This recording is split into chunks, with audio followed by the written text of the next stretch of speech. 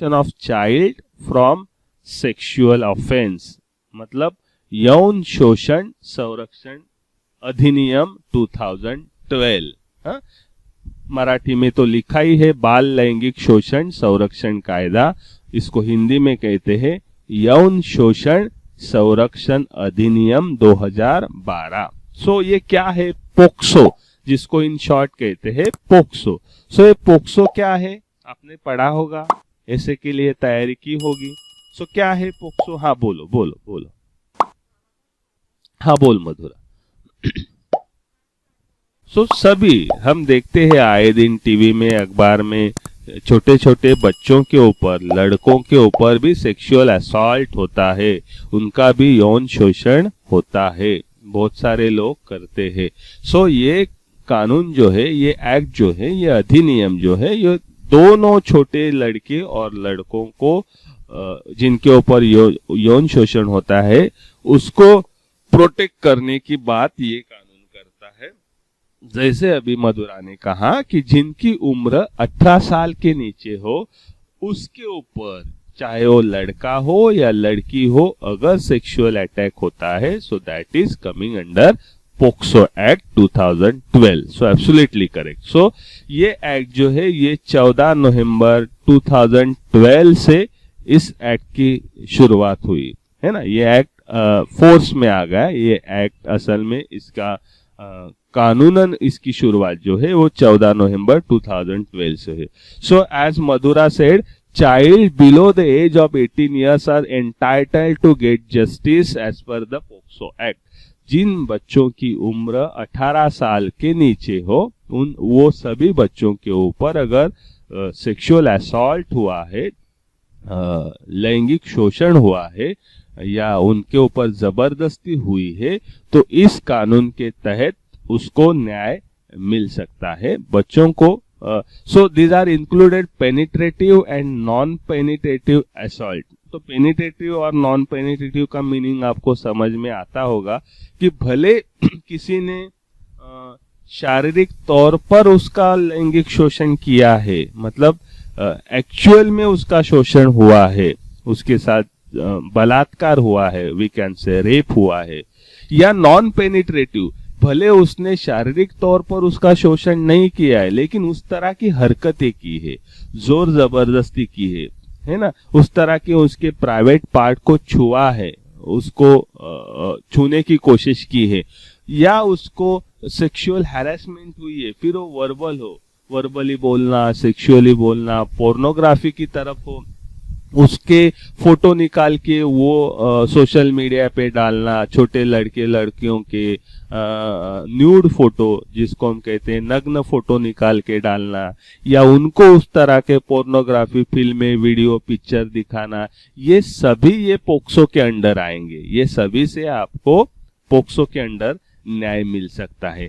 और ये कानून की बहुत ही अच्छी एक बात है कि ये कानून बच्चे का हर हम कह सकते हर पायदान पे, हर स्टेज पे बच्चों के प्रोटेक्शन का, उनके इंटरेस्ट का, उनके सेफगार्ड की बात करता है। मतलब बच्चे हैं, 18 साल के नीचे के बच्चे हैं जो बहुत ही जल्दी डर सकते हैं, बहुत ही जल्दी मेंटली डिस्टर्ब हो सकते हैं, इमोशनली डिस्टर्ब हो सकते हैं, ये सब बातें ध्यान में रखते हुए इस कानून के अंडर बच्चों को ऐसे एनवायरनमेंट हमें प्रोवाइड करना है। समझो कोई बच्चा, लड़का या लड़की का यौन शोषण हुआ है और उसके रिलेटिव्स ने, माता पिता ने या किसी ने भी उस तरह की कंप्लेंट दर्ज की है, तो कानूनी कार्रवाई जब शुरू होती है तो उस कानूनी कार्रवाई के तहत बच्चों को जो एनवायरनमेंट मिलेगा जिसके ऊपर यौन शोषण हुआ है वो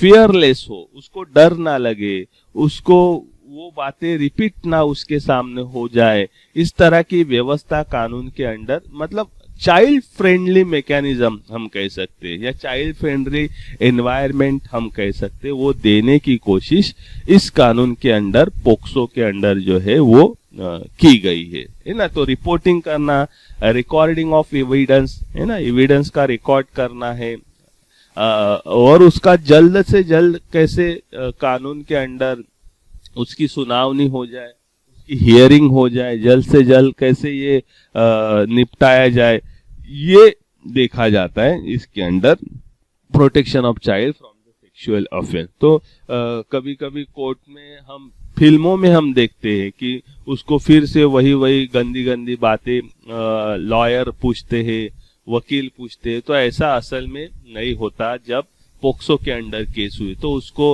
उस काउंसलर लेकर या कोई साइकेट्रिक लेकर उसको समझा के उसको विश्वास में लाके ये बातें की जाती है, ना कि जैसे हम फिल्म में देखते हैं कि जज खड़ा है, सब लोग खड़े और वकील चाहे कुछ भी, वो विलन वकील होता है, कुछ भी पूछता है।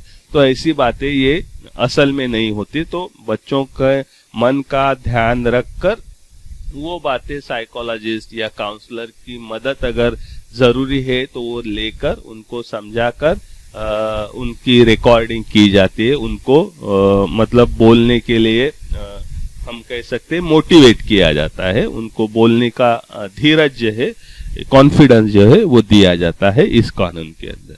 तो ये जो प्रोविजन है फिजिकली और वर्बली और by showing pornographic picture videos are also offence as per POCSO, जो हमने ऊपर देखा कि किसी भी तरह का शारीरिक, मानसिक या पोर्नोग्राफी का उपयोग करके यौन शोषण करना पोक्सो के अंडर आता है। ओके, और पोक्सो के अंडर रिपोर्टिंग करना it is a mandatory, compulsory बात है, करना ही पड़ता है। अगर किसी का यौन शोषण हुआ है बालक या बालिका का, तो उसका रिपोर्टिंग करना। कोई पुलिस वाला कहेगा कि नहीं जाओ आप आपस में देख लो, आप निपटा लो, छोटा बच्चा है, कुछ भी कहा होगा, ऐसा नहीं है, ऐसे करके वो बात टाल नहीं सकता। उसको कंपलसरी उसका रिपोर्ट लिखना ही पड़ेगा। So it is a mandatory of reporting sexual offence.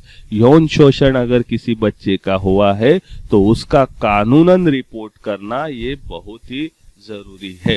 Okay, so police person जो भी है उसने वो रिपोर्ट किया है सेक्सुअल अब्यूज का, जिसने दर्ज की है केस, तो उसकी रिस्पॉन्सिबिलिटी बनती है कि वो जल्दी से जल्दी अगर जरूरी है तो उसके लिए मेडिकल ट्रीटमेंट की व्यवस्था करे। मतलब कभी कभी चेक करना होता है कि असल में उसके ऊपर यौन शोषण हुआ है कि नहीं, या उसको कुछ इंजुरी हुई हो सेक्सुअल असल्ट के दरमियान उसका यौन शोषण करते हो, तो उसका जो पुलिस ने ये रिपोर्टिंग किया है, मतलब जो पुलिस स्टेशन में ये रिपोर्टिंग किया है, उस पुलिस स्टेशन का ये फर्ज बनता है, कानूनन उनका काम है कि जल्द से जल्द मेडिकल ट्रीटमेंट अवेलेबल करके देना, ताकि अगर वो बच्चा इंजर्ड हुआ हो ड्यूरिंग सेक्सुअल असल्ट, उसको कुछ तकलीफ हुई हो उसके प्राइवेट पार्ट में, तो उसके ऊपर ट्रीटमेंट कर सके और मेडिकली उसकी जांच भी कर सके। तो इसके लिए जरूरी है तो उसको शेल्टर होम में रखना है ना, उसको प्रोटेक्शन में रखना। ये जो पुलिस ऑफिसर ये रिपोर्ट करेगा उसको ये सब काम करना पड़ता है। And also police are also required to bring the matter to the attention of child welfare committee within 24 hours of receiving the report. मतलब जब रिपोर्ट की गई हो, जब केस दर्ज की गई हो, उससे 24 घंटे के अंदर चाइल्ड वेलफेयर कमेटी होती है, उस चाइल्ड वेलफेयर कमेटी में जाकर ये बात दर्ज करना, उनको बताना, ताकि वो चाइल्ड वेलफेयर कमेटी आगे एक्शन ले सके, उस बच्चे के साथ, उस बच्चे के परिवार के साथ खड़े रह सके। इसके लिए ये बातें उनके ध्यान में लाना, चाइल्ड वेलफेयर कमेटी के ध्यान में लाना, उनको बताना, वो भी 24 घंटे के अंदर, ये भी पुलिस का काम है। ये सब इस एक्ट के अंदर आता है, इस एक्ट के अंदर प्रोविजन किया गया है। और मेडिकल एग्जामिनेशन करना है ना, और मेडिकल एग्जामिनेशन करते वक्त उसको कैसे कम स्ट्रेस हो जाएगा, उसको कम तकलीफ होगी, शारीरिक और मानसिक तौर पर उसकी कम तकलीफ होगी, ये देखना भी पुलिस का काम होता है। और ये पेरेंट के सामने उसका मेडिकल चेकिंग जो है, एग्जामिनेशन जो है होता है। वहाँ पे उसके पेरेंट होने चाहिए, चाहे मम्मी हो, चाहे पापा हो, चाहे और कोई रिलेटिव हो, उसके सामने जिसके ऊपर बच्चों को विश्वास है उनके सामने ही उसका मेडिकल एग्जामिनेशन होगा कि उसके ऊपर सेक्सुअल असॉल्ट, यौन शोषण हुआ है कि नहीं है, ये होगा। और अगर लड़की है तो फीमेल डॉक्टर ही उसका मेडिकल एग्जामिनेशन करेगी। तो इस तरह के प्रोविजन इस कानून के तहत जो है वो किए गए हैं मेडिकल एग्जामिनेशन के, जो बच्चों के सेफगार्ड को ध्यान में रखकर ये सब किया गया है। अगर जरूरत है, अगर मैजिस्ट्रेट को लगता है, अगर कोर्ट को लगता है, पुलिस को लगता है, और अगर स्टेट गवर्नमेंट ये चाहती है तो स्टेट गवर्नमेंट हाई कोर्ट के चीफ जस्टिस के साथ बातें करके, हाई कोर्ट मतलब उच्च न्यायालय का जो चीफ जस्टिस होता है, मुख्य न्यायाधीश होता है, उसके साथ बातें करके जो स्टेट में ये हादसा हुआ है वो स्टेट गवर्नमेंट स्पेशल कोर्ट का भी अरेंजमेंट कर सकती है। हम देखते हैं ना टीवी पे, कभी कभी बातें सुनते हैं, न्यूज में सुनते हैं कि स्पेशल कोर्ट होना चाहिए, स्पेशल कोर्ट होना चाहिए। मतलब क्या कि ये बात अगर इतनी फैल गई और जन समुदाय उमड़ गया, लोग अगर बहुत ही नाराज है, गुस्से में है, तब स्टेट को ये डिसीजन लेना पड़ता है कि जल्द से जल्द इस बच्चे को न्याय मिले और जो कल्प्रिट है, जो आरोपी है, उनको सजा मिले। तो इसलिए स्टेट गवर्नमेंट क्या करता है, स्टेट गवर्नमेंट उन बच्चों का ये सब ध्यान में रखकर हाई कोर्ट के जज से बात करता है, और अगर पॉसिबल है तो स्पेशल कोर्ट की अरेंजमेंट इस तरह के केसेस में की जाती है ताकि उस बच्चे को न्याय मिल सके और जल्दी से जल्दी आरोपी को सजा मिल सके। तो ये प्रोविजन भी है। और ट्रायल जो है वो कैमरा के अंडर ही होनी चाहिए, मतलब बच्चों को पूछना ये कैमरा के अंडर होना चाहिए। बच्चों को कोर्ट में या पुलिस स्टेशन में बार बार आप ला नहीं सकते, उसके ऊपर जबरदस्ती नहीं कर सकते। अगर बच्चा डरता है पुलिस स्टेशन आने के लिए, कोर्ट में आने के लिए, तो आप उसका ऑनलाइन इन कैमरा आप उसका जवाब लेना चाहिए। मतलब ये सब बच्चों की हित की बात की गई है। वो डरते, छोटे पुलिस को डरते, कोर्ट को डरते, या वहां पे वो आरोपी दिखेंगे उनसे डरेंगे, तो ये सब ना हो, इसलिए इन कैमरा ये सब बातें होना जरूरी है। इस तरह की भी प्रोविजन इस कानून के तहत जो है वो की सकते हैं। So this is a child friendly environment, और जिसमें बच्चों की आइडेंटिटी, जिसके ऊपर ये अत्याचार हुआ है, जिसका शोषण हुआ है, चाहे 18 साल के नीचे का लड़का हो या लड़की हो, उनकी आइडेंटिटी यहाँ पे ओपन नहीं की जा सकती। मतलब उनका चेहरा दिखाए नहीं। हम देखते हैं ना न्यूज में, कभी कभी चेहरे पर ऐसे धब्बे धब्बे दिखाते या ब्लर चेहरा दिखाते। So under this act you cannot reveal the identity of that child, है ना, जिसका यौन शोषण हुआ है। उस बच्चों की आइडेंटिटी आप ओपन नहीं कर सकते, उसका चेहरा सभी को आप दिखा नहीं सकते। ये कानून के अंडर प्रोविजन की गई है। सो ऑल्सो चाइल्ड को बार बार आप बुला नहीं सकते कोर्ट में या पुलिस स्टेशन में। ओके, रादर आप उसको वीडियो लिंक, जैसे मैंने अभी कहा, ऑनलाइन भी उसका कोर्ट रूम के साथ डिस्कशन हो सकता है, या वो अपनी बात कर सकता है। अगर जरूरी हो तो ट्रांसलेटर की, इंटरप्रेटर की या एक्सपर्ट की सहायता, मदद जो है वो बच्चों के रिकॉर्डिंग के वक्त हम ले सकते हैं, लेना पड़ता है।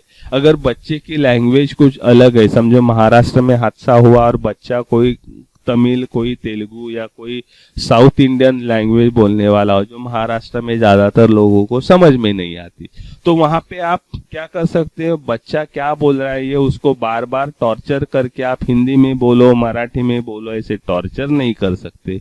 वो जिस लैंग्वेज में बोल रहा है वो लैंग्वेज समझने वाला ट्रांसलेटर आपको अरेंज करना पड़ेगा, ताकि वो आपको ट्रांसलेट करके बताएगा कि बच्चा क्या कहना चाहता है। इंटरप्रेटर को अरेंज करना पड़ेगा। हो सकता है कभी कभी साइकेट्रिक काउंसलर का भी अरेंजमेंट करना पड़ता है, ताकि बच्चा सच्ची बात बिना डरे कह सके। तो ये सब प्रोविजन इसमें दिए गए हैं। और इस तरह की केसेस जो है वो 2 महीने या ज्यादा से ज्यादा 1 साल के अंदर इस तरह के केसेस जो है इसके ऊपर न्याय देना जरूरी होता है। इस केसेस का निकाल देना जरूरी होता है। ज्यादा कम से कम 2 महीने और ज्यादा से ज्यादा 1 साल के अंदर आपको इस तरह के पोक्सो के अंडर जो केसेस है उसका निकाल कोर्ट को देना पड़ता है। ओके, और उसको कॉम्पेंसेशन देना मतलब उसके दवाई के लिए जो भी खर्चा आएगा, मेडिकल ट्रीटमेंट के लिए, वो सब जिसने ये किया है, या उसके रिहैबिलिटेशन के लिए, फिर बच्चा अभी डिप्रेशन में चला गया है, इमोशनली डिस्टर्ब हुआ है, फिर उसको रिहैबिलिटेशन की जरूरत होती है जिसको हम पुनर्वसन कहते हैं, कि बच्चा फिर से खड़ा हो सके, फिर से नॉर्मल हो सके। उसके लिए जो भी खर्चा आएगा, मेडिकल ट्रीटमेंट हो, साइकोलॉजिकल ट्रीटमेंट हो, काउंसलिंग हो, वो सब कॉम्पेंसेशन उस आरोपी से किया जाता है, उनसे वो पैसा लिया जाता है जिन्होंने ये सब किया है।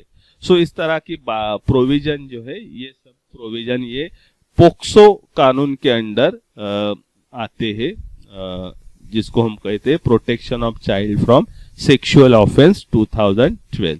तो अभी आप बता सकते हैं कि पनिशमेंट क्या क्या है? क्या आपने पढ़ा है किस तरह की पनिशमेंट दी जाती है इस कानून के तहत? कोई बताएगा? कल ऐसे है आपका? ओके, ठीक है, मैं ज्यादा टाइम नहीं लूंगा। हाँ, बोल बोल बोल बोल। हाँ, बोल मधुरा।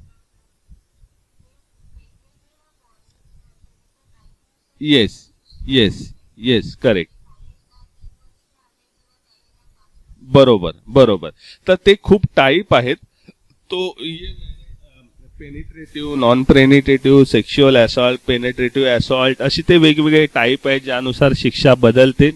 मैंने वो जानबूझ के डिटेल में यहाँ पे नहीं लिया क्योंकि वो लॉ के स्टूडेंट के लिए ठीक है, हमें सिर्फ इसका अवेयरनेस होना जरूरी है। सो आप भी उसके डिटेल में नहीं जाओगे तो भी चलेगा from the syllabus point of view, क्योंकि वो सब लॉ में पूरा डिटेल लॉ में आता है। तो हम कोई लॉ की बात यहाँ पे ज्यादातर इन डिटेल नहीं करेंगे, तो इसलिए मैं सबको समझ में आए, because we are not a law student और we don't have that background also, तो ज्यादा डिफिकल्ट हो जाएगा। तो आप लिख सकते हो तो अच्छी बात है। अगर इतना जो मैंने यहाँ पे पीपीटी पे लिखा है उतना भी लिख सकते हो, सो that is also sufficient for a common person. जानकारी हो टीचर को, कॉमन पर्सन को, यही उद्देश्य है। सो अगर लड़की या लड़का जो 12 साल के अंडर है, 12 साल के नीचे जिनकी उम्र है और जिनके साथ सेक्सुअल असॉल्ट हुआ है, जिनका यौन शोषण हुआ है, तो ऐसे में आरोपी को रिस्पोंडेंट को, आरोपी को मिनिमम 20 साल की जेल हो सकती है, या वो लाइफ इम्प्रिजनमेंट, मतलब हम उम्र कैद कह सकते हैं। तो मिनिमम 20 साल, या वो आगे जाके उम्र कैद में भी तब्दील हो सकती है, बदल जा सकती है।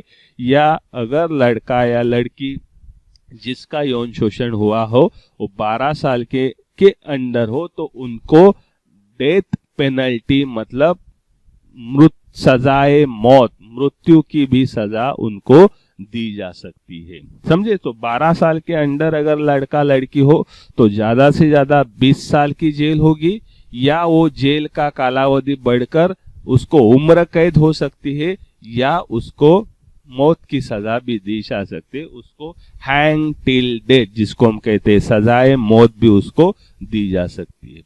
अगर वही लड़का या लड़की 16 साल के अंदर की हो, मतलब 12 से लेकर 16 साल उनकी उम्र हो, तो आरोपी को सजा जो है वो जेल जो है वो 10 साल की जेल हो सकती है, या वो बढ़ के 20 साल तक उसको बढ़ाया जा सकता है, या उसको भी उम्र कैद की सजा हो सकती है। Depend on the case. Case क्या है वो सब सिचुएशन देख के ये मैजिस्ट्रेट सब डिसाइड करते हैं, कोर्ट डिसाइड करता है। और अगर बच्चा जिसकी उम्र 16 या 18 साल के बीच में हो, 16 साल के ऊपर हो लेकिन 18 साल के कम हो, तो वहां पे जो कल्प्रिट है, जो आरोपी है, उसको 7 साल की जेल हो सकती है या वो 10 साल तक बढ़ाई जा सकती है या उसको भी उम्र कैद में तब्दील किया जा सकता है। समझे? तो उम्र के हिसाब से भी पनिशमेंट जो है वो यहाँ पे डिवाइड की गई। तो इस तरह के पनिशमेंट की प्रोविजन कानून में की है। And respondent will not get bail in such cases. आपको ऐसे केसेस में जमानत है जो है, वो जमानत जिसको मराठी में जामीन कहते, वो जमानत आपको बेल इस केस में किसी भी हालत में उस आरोपी को नहीं मिल सकती। तो इस तरह के सजा के प्रोविजन की है पोक्सो कानून के अंडर। तो ये सब कानून जो है पोक्सो का, यहाँ पे हमने उसको डिटेल में देखा है। So thank you. अगर